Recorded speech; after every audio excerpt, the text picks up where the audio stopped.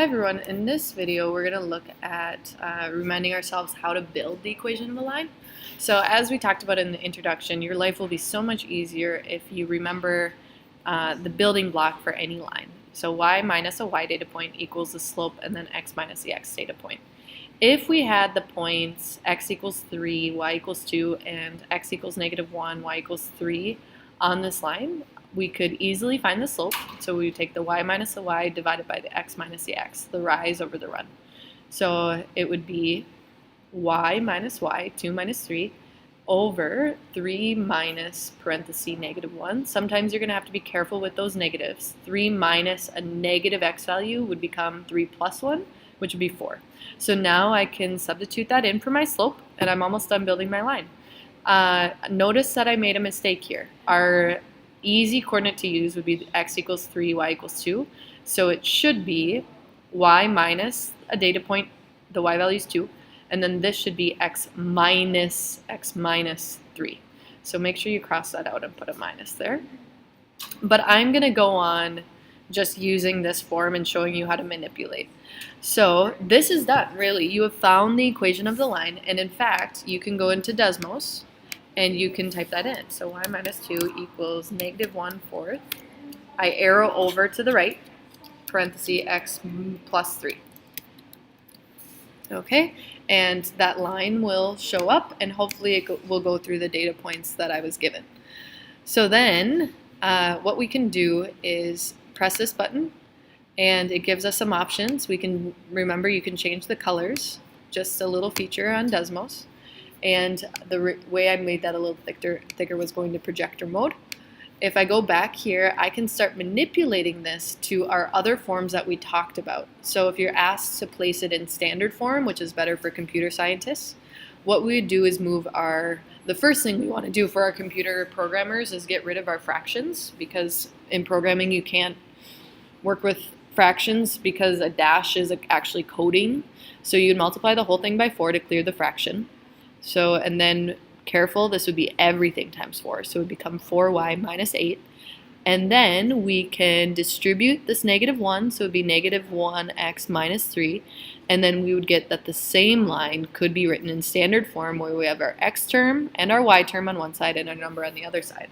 I can double check this is the same line by going back to Desmos and putting in 1x, or just x, plus 4y equals 5.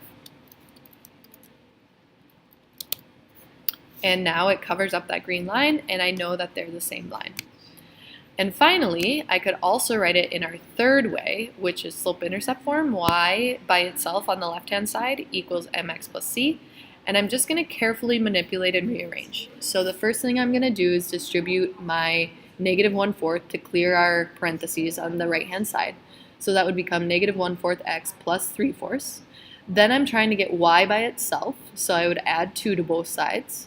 And then I have to get a common denominator. So this 2 is secretly over 1, so I can change it to the number 8/4. So now I have 8/4 plus 3/4, which is 11/4. This is nice because now I can tell that the line is going down and that my y-intercept will be 11/4. So y equals -1/4 x plus 11/4. Uh-oh, that doesn't look good. Where did we make a mistake here? Plus 2, y minus 2, -1/4. Oh, this should be minus 3/4. So this would be -3/4 plus 8/4, which would be 5/4. Could you correct that on your notes? Plus 5/4.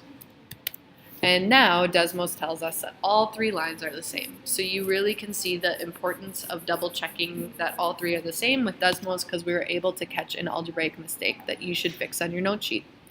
So we can also press this wheel button up here, and we can convert this to a table. And now you have all xy points that you could possibly want. And something I want to point out is that you can change this to find any y value. So you could type in 100 and it will tell you the y value.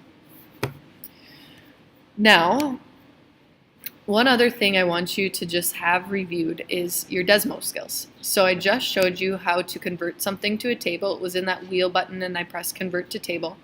But another thing you can do is, let's say that you wanted to know, when does this line intersect, or when does it equal negative 700?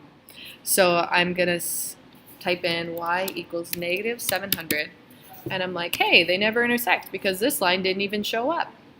And then I realized that my window only goes from -6 to +6. So I can go to this button up here, and I can actually change my y window to go all the way to a little less than -700. So maybe I'll put -800. And, oh, that's going to be a smaller value. So I'm going to put it here. -800 is my min, and 10 is my max. And now I see, oh, this line still doesn't intersect this line. It must take a really long time on the x values. So I'm going to make my time, my x value, way more. So maybe like there. I'm going to make my x value 10,000. And now I see that they intersect at when x is 2,805, our y value is -700.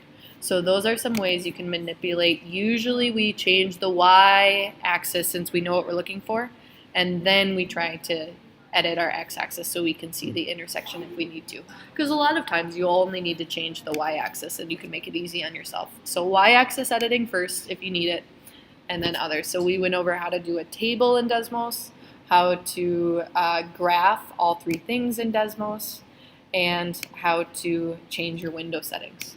One last little feature is you can add a table or a note and label these. So this would be, for instance, I could put a little note here that this is my standard form. So that's one other feature Desmos has, as well as your save button if you ever need it. So I think we have now covered how to build a line, manipulate it to its two forms, and always double check your work in Desmos.